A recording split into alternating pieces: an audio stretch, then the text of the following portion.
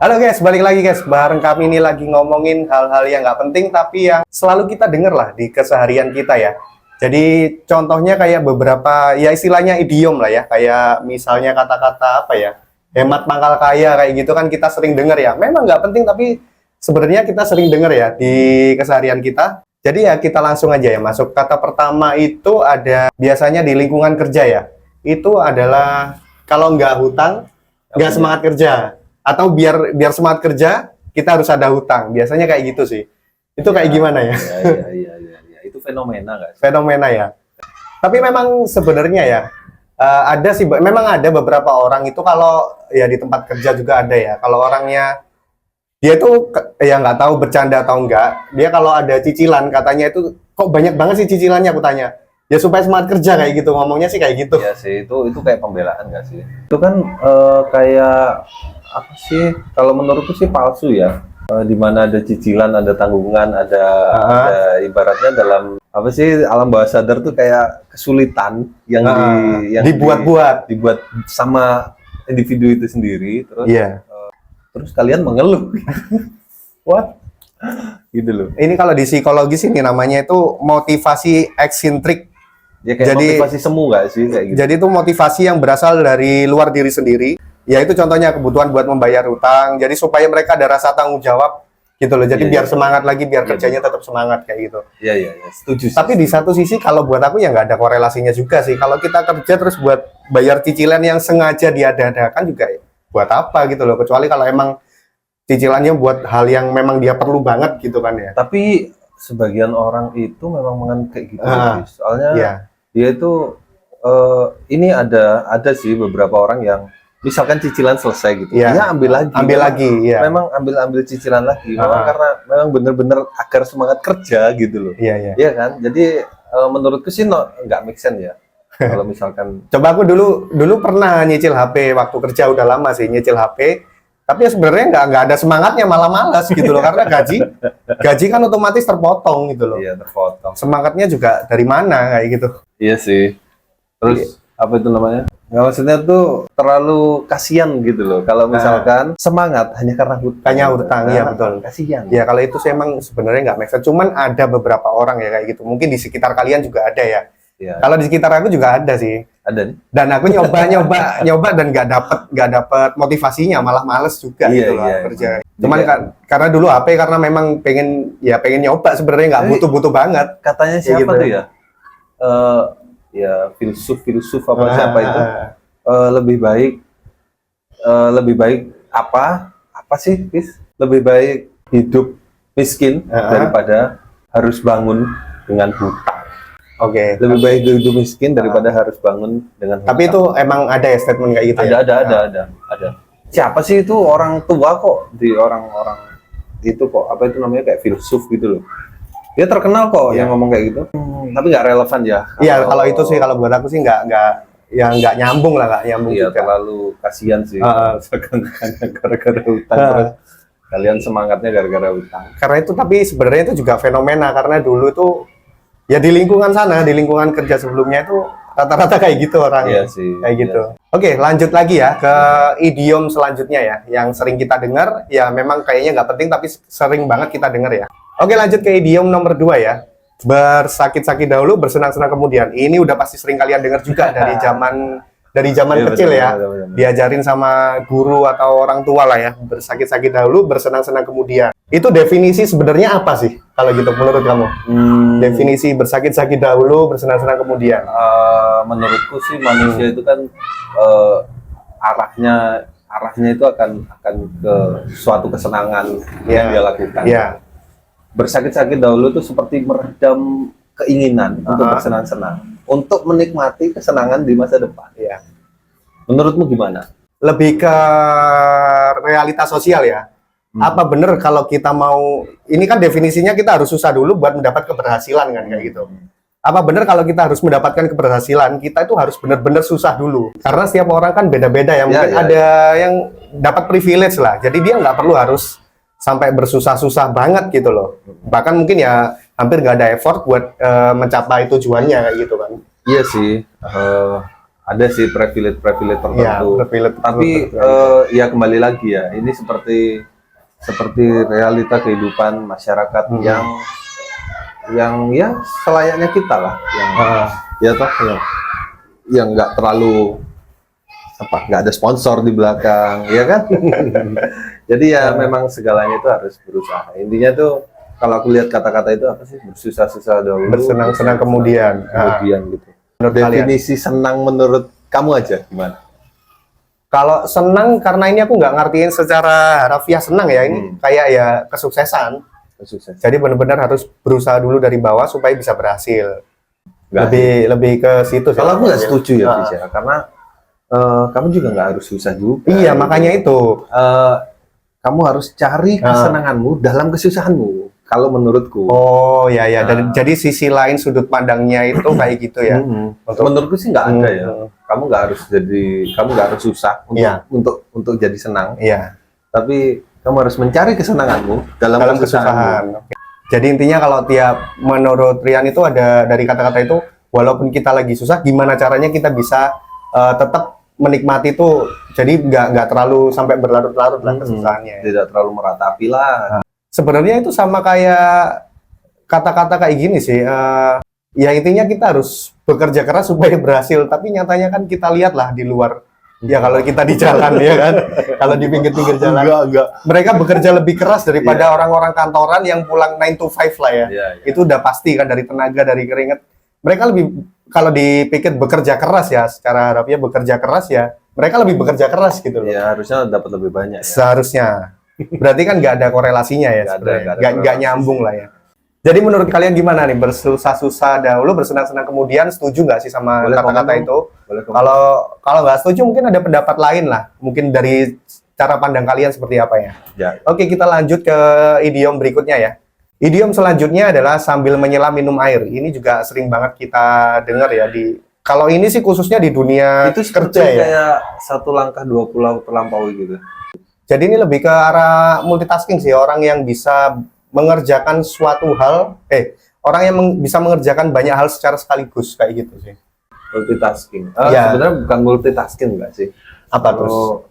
Kalau kayak menyelam minum air gitu, lebih ke lean gitu nggak sih? Tenggelam. No. Lean.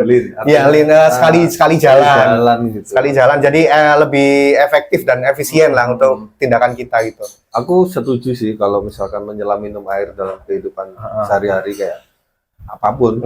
Itu aku setuju banget gitu. Nggak perlu capek-capek gitu. Iya, jadi nggak bolak-balik. Kalau nggak perlu kerja 2 kali, sekali jalan udah langsung banyak kerjaan selesai kayak gitu ya. Sambil menyelam minum air. Tapi kalau buat aku sih tetap yang aku dapat sih multitasking sih, karena dia melakukan satu kegiatan tapi bisa sambil melakukan hal lain gitu loh.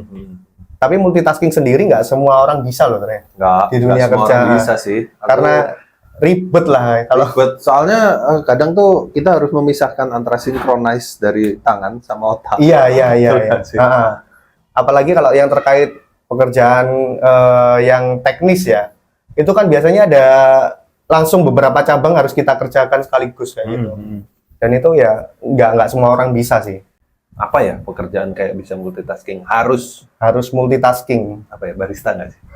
Ya orang-orang yang kerja di operasional. Operasional ya. Kalau yang pengalamanku ya F&B ya. Iya, karena mereka kerjanya susah sih, harus sekali ada yang beberapa itu memang dipisah-pisah ya, ada kasir sendiri, bagian produksi sendiri, ada yang jadi satu kan gitu. Kalau kita kan dulu campur ya. Iya, campur semua, jadi harus bisa semua. Jadi benar-benar harus dididik buat cepat tanggap. Ya, ketika action kan harus mikirin resipi segala macam ya. Oke, jadi itu ya, sambil menyelam minum air biasanya kita dengar, dan ya itu kalau menurut aku sih multitasking ya. Lebih cocoknya untuk diterapkan di dunia kerja, lebih pas lah untuk sambil menyelam minum air. Lanjut ke idiom selanjutnya. Yang keempat. Idiom yang keempat ya. Aku punya nih, tak kenal maka tak sayang. Maka tak sayang. Oke. Tak kenal maka tak sayang ini berarti kita kalau nggak kenal orang itu, kita nggak benar-benar tahu orang itu ya. Sebenarnya ini sama halnya kayak prinsip don't judge a book by its cover kan. Kalau kita nggak, ya kan benar, kalau kita nggak kenal ya jangan menilai dulu orang itu. Tapi aku kata-kata itu ya, don't judge a book by its cover itu juga nggak nggak sepenuhnya setuju sih. Karena kalau kita setuju akan hal itu, ketika kita akan bertemu seseorang kan dari dress code kita kan harus menentukan. Iya. Nah itu kan cover. You have to judge. Nah, by benar. its cover. Berarti kan sebenarnya faktanya nggak kayak gitu ya. Iya. Kalau menurut aku ya, karena itu kita kalau mau datang ke acara apa, kita harus dress code-nya harus Iya, sesuai kan. sesuai. Nah, Terus, itu kan secara nggak langsung itu pun cover kan. iya, gitu. ibarat hargai dirimu sendiri lah. Iya, ya kecuali kamu almarhum Bob Sadino ya, walaupun pakai celana pendek, orang tetap percaya. Iya sih. Kalau kita pakai celana pendek ketemu orang ya ditendang. Tak kenal maka tak sayang itu apa ya, kayak ya bener sih. Kalau misalkan ada kan yang orang itu tiba-tiba awalnya kita ketemu kelihatan wah Iya. sih no banget deh gitu. Tapi setelah kita tahu wah asik juga nih orangnya, ada kan yang kayak gitu kan. Iya, kalau gitu juga ada sih. Ya pertama-tama ketemu gitu oh retret deh nih gitu. Ternyata enggak sih, asik gitu. Mungkin dan bahkan ada yang kelihatannya tuh kelihatannya baik tapi di belakang wow nusuknya keras bro, pakai tombak bro. Jadi lebih tepatnya sih kalau aku mungkin ya, kalau ketemu orang baru itu lebih baik kita nggak usah terlalu yang open atau terlalu gimana sih. Iya sih, tetap ada pembatasan diri juga. Lebih ke diri sendiri kan. Iya betul, jadi kita harus terbatas juga lah, jangan langsung terlalu akrab, terlalu open, terlalu cerita ini itu kan ya. Masalah tak kenal tak sayang itu tergantung diri sendiri. Artinya tuh jadilah diri sendiri, nanti orang lain akan tersaring kok yang mau sama siapa. Iya betul. Juga Dan itu benar-benar nyata sih terasa. Kalau mungkin kalian sekarang masih muda ya, temennya ada banyak. Nanti seiring umur bertambah, lama-lama temennya akan terfilter sendiri. Iya, itu udah pasti. Karaktermu tuh semakin terbentuk gitu. Iya betul. Nah itu akan yang cocok akan mendekat, yang nggak cocok akan menjauh ya. Itu biasa sih, kalian nggak perlu. Katakanlah kalian anak gaul mungkin ya, sering dugem, temennya banyak, tapi itu hanya sebatas teman kenal aja, nanti akan terfilter sendiri, yang dekat yang mana itu pasti akan tetap terfilter kayak gitu. Itu udah nyata kami alami. Iya sih. Seperti itu, dan orang-orang di atas kami juga seperti itu. Lanjut ya ke oke, ini idiom terakhir ya. Yang kelima. Sebelum lanjut ke idiom kelima, jangan lupa juga like and komennya ya, dan jangan lupa juga kalau bisa subscribe juga gratis. Yang kelima ya? Iya, yang kelima itu badai pasti berlalu. Itu ada lagunya malah zaman dulu ya. Kalau orang-orang generasi 90 ke bawah pasti tahu lagu itu lah, badai pasti berlalu ya. Dan itu sama aja kayak gini nggak sih, kita tuh kalau ada masalah ya udah kita hadapin aja, masalah itu pasti berlalu kayak gitu. Ya kayak nggak ada air mata yang abadi nggak sih? Nah ya, kita nggak akan sedih selamanya, tapi begitu pun sebaliknya ya, kita nggak akan juga senang selamanya. Ya, ya emang sih. Tapi kalau badai pasti berlalu tuh emang bener-bener pasti berlalu. Pasti berlalu ya. Dan ketika senang setelah badai, badai itu berlalu dan kamu menemukan kesenangan, kamu akan lupa dengan badai itu. Oke. Tapi kalau aku sih lebih concern ke gimana cara kita menghadapi badai itu. Seperti yang tadi itu, apa sih, kayak ciptakanlah surgamu. Iya, jadi balik lagi ke kata-kata yang awal tadi ya, bersusah-susah dahulu, bersenang-senang kemudian. Sebenarnya sih untuk membuat kita lebih ke positive thinking lah ya. Tapi badai itu bisa mengetahui siapa-siapa yang memang atau apa-apa yang memang untuk kita, ya nggak sih? Setuju nggak sih? Jelasin lagi. Jadi kayak misalkan badai itu, ketika kita menghadapi badai, siapa yang menolong kita, terus apa yang hilang dan apa yang datang, itu jadi kita lebih memaknai itu nggak sih? Jadi lebih bisa menghargai hal itu. Siapa yang menarik kita dari badai? Benar. Siapa yang lari karena kita masuk dalam badai? Iya benar. Itu udah ya balik lagi kayak tadi ya. Semakin umur nanti kita akan semakin tahu lah teman kita siapa, atau orang yang memang cocok buat kita siapa gitu. Jadi secara alami memang akan tersaring sendiri. Jadi itu tadi 5 idiom yang sering kita dengar sering kita bahas. Karena kenapa sih kita ambil itu? Karena memang sering sih kita dengar di masyarakat. Teman-teman kita sih lebih tepatnya. Tapi cuman nggak tahu ya generasi sekarang apa pernah dengar kata-kata kayak gitu ya untuk sekarang. Coba deh komen di bawah. Zilenial ya.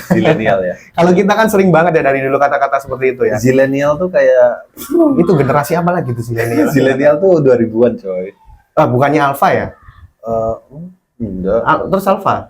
Alpha Apa 2010 apa? 2010. Wah, aku nggak tahu kalau 2000-an. Kan disaring setiap 10 tahun nggak sih? Nggak paham. Aku juga dulu, kita kan dulu nggak ada generasi-generasi. Nggak ada. Istilah itu kan muncul tahun berapa? 2020.